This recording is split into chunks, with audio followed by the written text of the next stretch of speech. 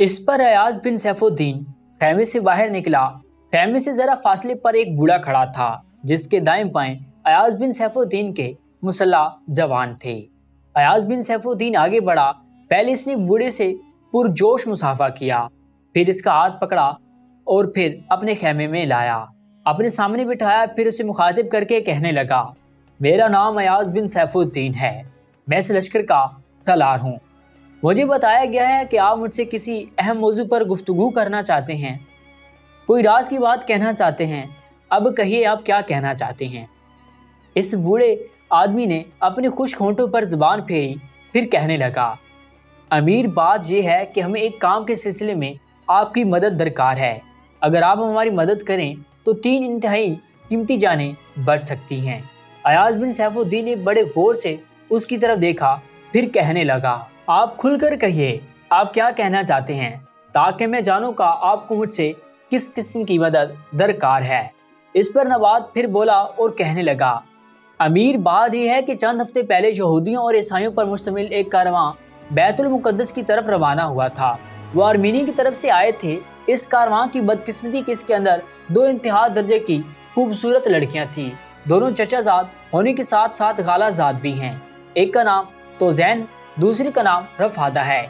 इनके हुस्न और खूबसूरती की इतला हसन बिन सबा के दाइयों और फिदाइयों को हो गई। चुनांचे ये खबर सुनकर हसन बिन सबा तक पहुंची और इन्हें अपने फिरदौस में रखने के लिए हसन बिन सबा ने अपने एक लश्कर इस कारवां पर हमला आवर होने के लिए रवाना किया। चुनांचे रात की गहरी तारीकी में हसन बिन सबा का लश्कर इस कारवां पर हमला आवर हुआ, लेकिन इन दोनों लड़कियों की खुशकिस्मती कि वो एक ढीली हुई उम्र की खातून के साथ अपनी जानें बचाने में कामयाब हो गईं। वो ढली हुई उम्र की खातून इन दोनों में से जिसका नाम तोसैन है, इसकी माँ है और रफादा की खाला है।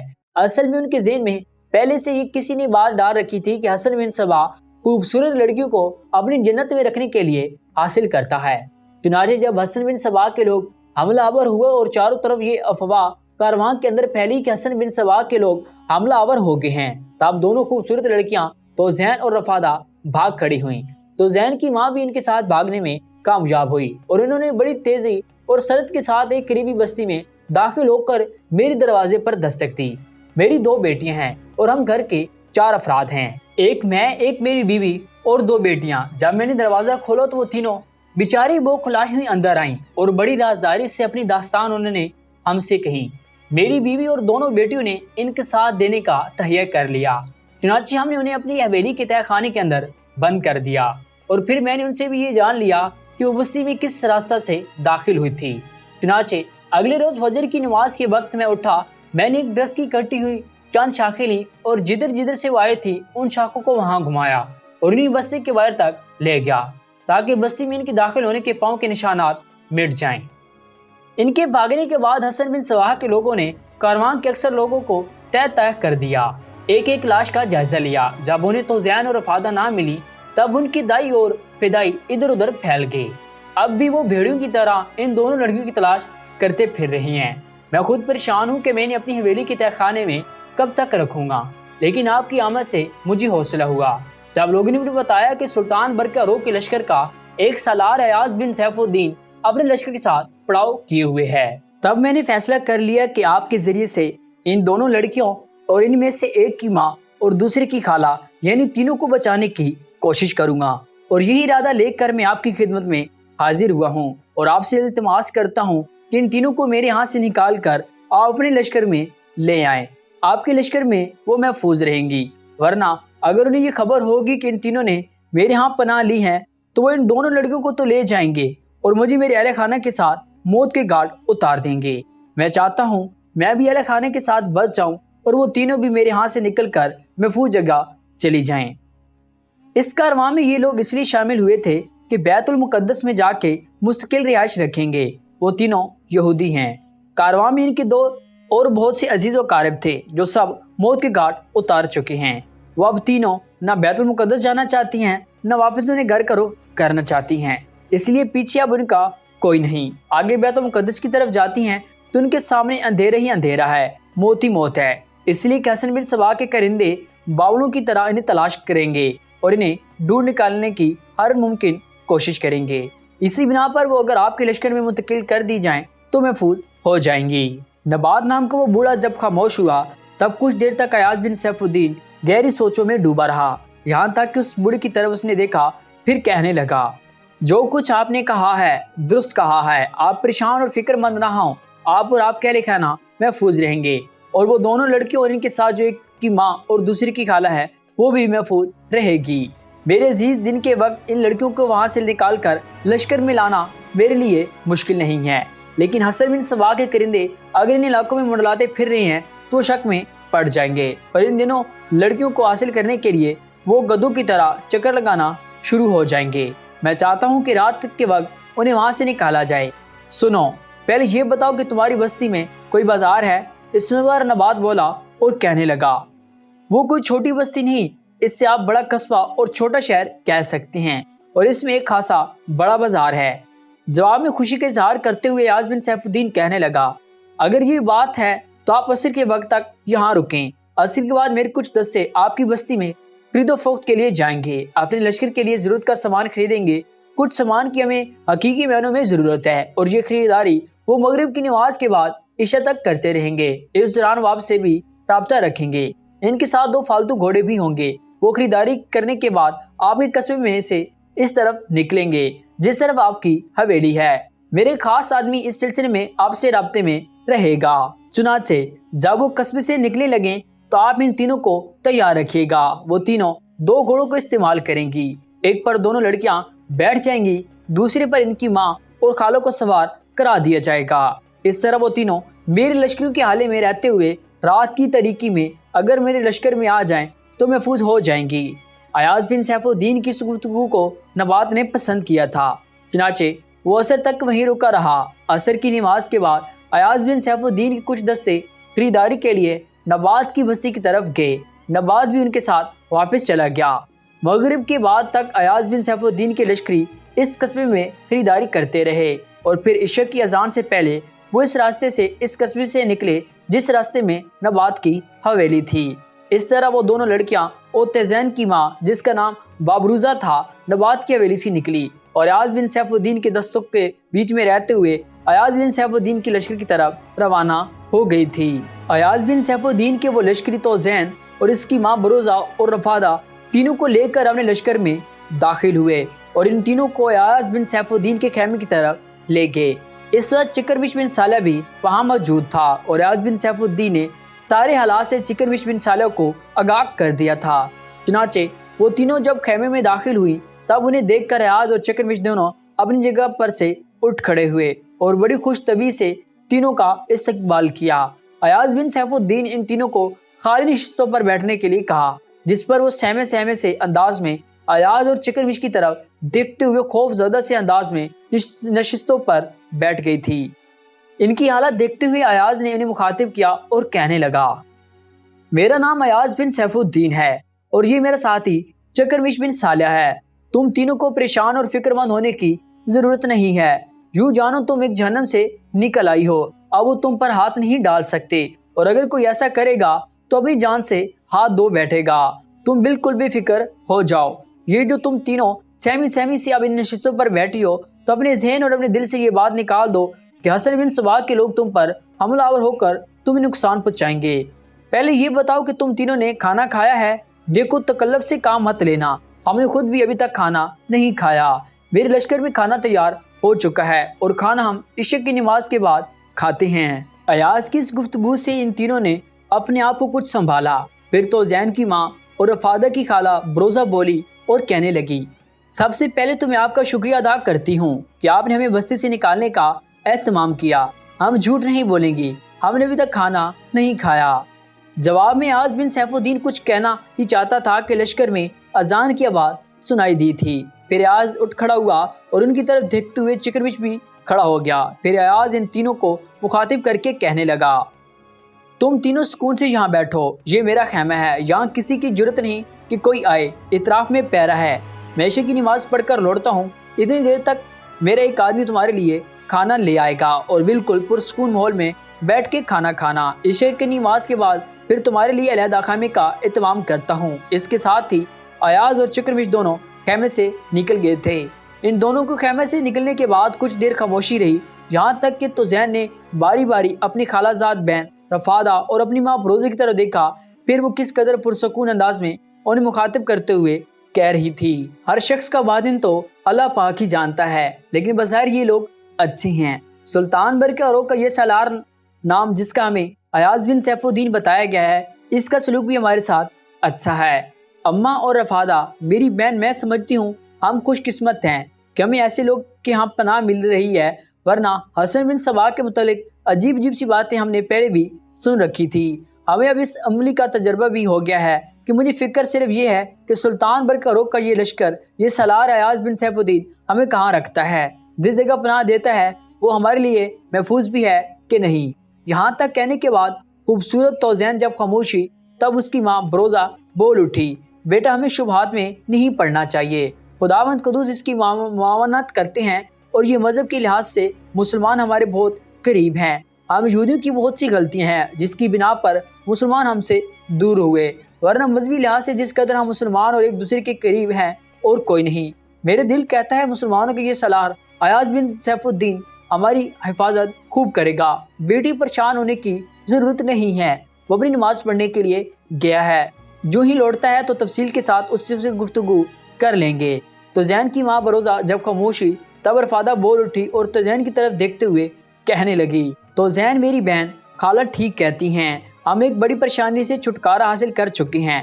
جیسا کہ نبات نے تہ خانے میں بتایا تھا کہ ان علاقوں میں عبداللہ بن سبا کی فدائی شکاریوں کی طرح ہمیں تلاش کرتے پھر رہی ہیں۔ ان ظالموں نے ہمارے سارے عزیز و اقارب کو موت کے گھاٹ اتار دیا ہے، بلکہ کاروان کی اکثریت اپنی جانوں سے ہاتھ دھو بیٹھی ہے۔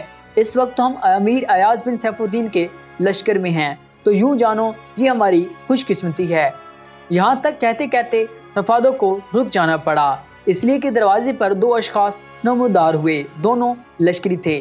ایک تھا جس نے تشت اٹھائے ہوئے تھا، وہ آگے تھا۔ دروازے پر آ کر دونوں رکے، پھر دھیمے سے لہجے میں تشت اٹھانے والے کی آواز سنائی دی، کیا ہم اندر آ سکتے ہیں؟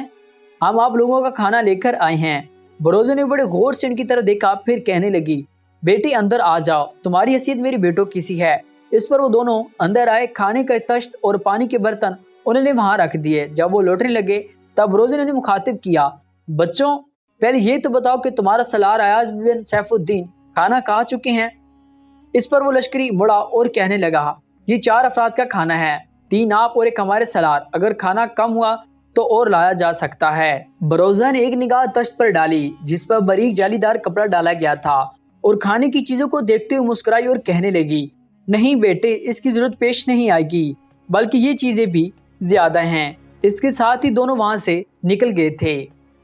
ان کی جانے کے بعد جب بروزہ نے باری باری توزین اور رفادہ کی طرف دیکھا، پھر کہنے لگی، میں جانتی ہوں تم دونوں کو بھوک لگی ہوگی، میری بچیوں، کیا ایسا اچھا نہیں ہے کہ مسلمانوں کا سالار لوٹے تو اس کے ساتھ ہی ہم کھانا کھائیں، کیونکہ اس میں اس کا کھانا شامل ہے۔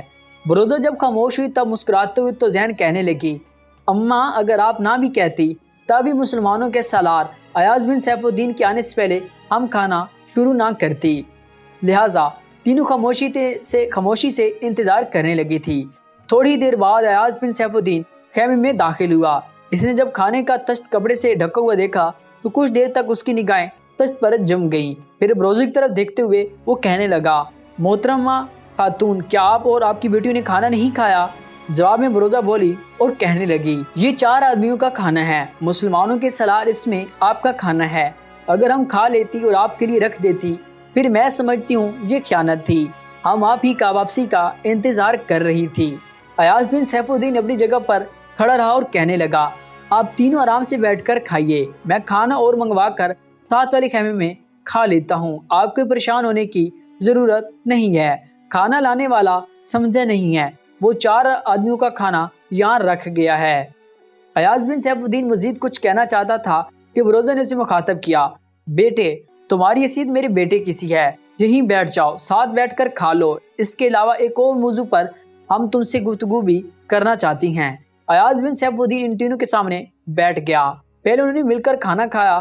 کھانا کھانے کے بعد توزین اور رفادہ نے برتن اٹھا کر ایک طرف رکھ دیے، پھر بروزہ کی طرف دیکھتے ہوئے ایاز بولا اور کہنے لگا، اب بولیں آپ کیا کہنا چاہتی ہیں؟ بروزہ بولی، کہنے لگی، بیٹا کیا تمہارا نام ایاز بن سیف الدین ہے؟ آج ایاز مسکرایا اور کہنے لگا، میرا نام ایاز ہے، سیف الدین میرے باپ کا نام تھا، وہ فوت ہو چکے ہیں۔ زیادہ تر لوگ مجھے ایاز بن سیف الدین کہتے ہیں، حالانکہ صحیح ایاز ہے۔ بہرحال لوگ جس نام سے بھی پکاریں میں نے کبھی محسوس نہیں کیا، نہ ہی اس پر غور کیا ہے۔ ایاز بن سیف الدین جب خاموش ہوا تب برزہ بولی اور کہنے لگی، بیٹا تمہارا باپ اپنی طبی موت مرایا یا کسی جنگ میں کام آیا؟ بروزہ کے ان الفاظ پر ایاز اداس اور افسردہ ہو گیا تھا۔ کچھ دیر خاموش رہا۔ اس کی یہ حالت دیکھتے ہوئے توزین بولی اور ایاز کو مخاطب کر کے کہنے لگی، شاید ایسا سوال کر کے میری ماں نے آپ کی دل چکنی کی ہے۔ اگر ایسا ہے تو ہم تینوں۔ توزین اپنی بات مکمل نہ کر سکی اس لیے کہ ایاز بول اٹھا، ایسی کوئی بات نہیں ہے، دراصل میرے باپ سیف الدین طبی موت نہیں مرے، انہیں حسن بن صباح کے ایک فدائی نے موت کی کاٹ اتارا تھا، اور جس نے موت کی کاٹ اتارا تھا میں بھی اس کی تلاش میں نکلا اور اسے تلاش کر کے اس کا سر کاٹ دیا، اپنے اور اپنے باپ کا انتقام لیا۔ بیٹے میرا دوسرا سوال یہ ہے کہ اب جب کہ تم نے ہمیں پناہ دے دی ہے تم ہمیں کہاں رکھو گے؟ بروزہ نے پھر ایاز کی طرف دیکھتے ہوئے پوچھ لیا تھا۔ جواب میں ایاز بن سیف الدین نے کچھ سوچا پھر کہنے لگا، فی الحال تو میں آپ تینوں کو رہ شہر میں رکھوں گا۔ رہ شہر میں ہی میری آبائی حویلی ہے، اس کے اندر آپ تینوں اپنی سکون کی زندگی گزار سکتی ہیں۔ ان دونوں چونکہ سلطان ملک شاہ سلجوقی کے مرنے کے بعد ان کے بیٹوں کے درمیان ایک کشمکش اور خانہ جنگی شروع ہوئی ہے، لہٰذا مجھے اکثر ایک شہر سے دوسرے شہر اور وہاں سے تیسرے شہر کی طرف اپنے لشکر کے ساتھ کوچ کرنا پڑتا ہے، اور بہت کم وقت ملتا ہے کہ میں رہ شہر کی طرف جا سکوں۔ گزشتہ کئی ماہ سے رہ شہر میں اپنی حویلی کی طرف گیا ہی نہیں ہوں۔ ایاز جب خاموش ہوا تب اس بار رفادہ نے اسے مخاطب کیا، اگر آپ برا نہ مانیں تو کیا ہم جان سکتی ہیں کہ رہ شہر کی حویلی میں آپ کے کون سے عزیز و اقارب رہتے ہیں؟ جواب میں رفادہ کی طرف دیکھے بغیر ایاز بن سیف الدین نے کہنا شروع کیا، دراصل ہمارے گھر کے 5 ہی افراد تھے، ایک میں میرا باپ، میری ماں، میری دادی اور دادا۔ میری ماں اس وقت فوت ہو گئی تھی جب میں لڑکپن ہی میں تھا۔ زیادہ تر میری دادی اور دادا نے ہی پالا پوسا، جتنی محبت ان دونوں نے مجھ سے کی شاید کسی اور کے ماں باپ نے نہ کی ہوگی۔ پھر میرا باپ بھی مارا گیا۔ اب اس دنیا میں صرف میری دادی اور دادا ہیں جو اس حویلی میں رہتے ہیں، اور اس حویلی کے اندر ہمارا ایک پرانا ملازم بھی تھا جو فوت ہو چکا ہے۔ اس وقت بس 2 افراد حویلی میں رہتے ہیں۔ حویلی کافی بڑی ہے، یہ حویلی میرے دادا نے ہی تعمیر کرائی تھی۔ اس کے اندر کئی تہہ خانے بھی رکھوائے ہیں۔ میرے دادا کا نام نظام الدین اور دادی کا نام ایسا رب ہے۔ میں آپ تینوں کو یقین دلاتا ہوں کہ وہ دونوں آپ تینوں کو دیکھ کر بے حد خوش ہوں گے اور آپ کے وہاں رہنے پر بے پناہ خوشی اور طمانینت کا اظہار کریں گے۔ ایاز بن سیف الدین جب خاموش ہوا تب غور سے اس کی طرف دیکھتے ہوئے تو زین نے پوچھ لیا، ہمارے وہاں رہتے ہوئے اگر کسی کو یہ خبر ہو گئی کہ میری اور رفادہ کی خوبصورتی اور حسن کی وجہ سے حسن بن صباح کے آدمی ہمارے پیچھے پڑے تھے اور ہم دونوں اپنی ماں کے ساتھ ان سے بچ نکلیں، تو کیا وہ رہ شہر میں ہم پر ہاتھ ڈال کر ہمیں دوبارہ حاصل کرنے کی کوشش نہ کریں گے؟ جواب دینے سے پہلے ایاز بن سیف الدین کچھ سوچا پھر مسکراتے ہوئے کہنے لگا، ایسا نہیں ہوگا۔ دراصل ان حویلیوں کی حفاظت کا بھی سامان ہے، اس لیے کہ ہمارے سلطان برقع رخ کی ماں بھی وہیں قیام رکھتی ہیں، اور میری حویلی کے ساتھ جو حویلی ہے وہی حویلی سلطان برقع رخ کی ہے، اس میں ان کی ماں اپنے محافظوں کے ساتھ ٹھہری ہوئی ہیں، لہٰذا میری سلطان کی حویلی آس پاس جتنی حویلی ہیں ان کی طرف بھی کوئی اس قسم کا آدمی نہیں جا سکتا جو ان حویلیوں کے مکینوں کے لیے خطرے کا باعث ہو۔ ایاز بن سیف الدین یہیں تک کہہ پایا تھا کہ اس کا ایک لشکری خیمے کے دروازے پر نمودار ہوا اور ایاز بن سیف الدین کو مخاطب کر کے کہنے لگا، امیر آپ کی ہدایت کے مطابق نیا خیمہ نصب کر دیا گیا ہے۔ یہ الفاظ سن کر ایاز اپنی جگہ پہ اٹھ کھڑا ہوا اور پھر وہ تینوں ان کی طرف دیکھے بغیر کہنے لگا، آپ تینوں میرے ساتھ آئیے، آپ کے لیے خیمہ نصب کر دیا گیا ہے، اس میں آپ نے شب بسر کرنی ہے اور آرام کرنا ہے۔ اس کے ساتھ ہی ایاز خیمے سے نکلا۔ بروزہ، توزین اور رفادہ تینوں اس کے پیچھے ہو لی تھی۔ ایاز بن سیف الدین کے خیمے کے قریب ہی ایک خاصا بڑا خیمہ نصب کر دیا گیا۔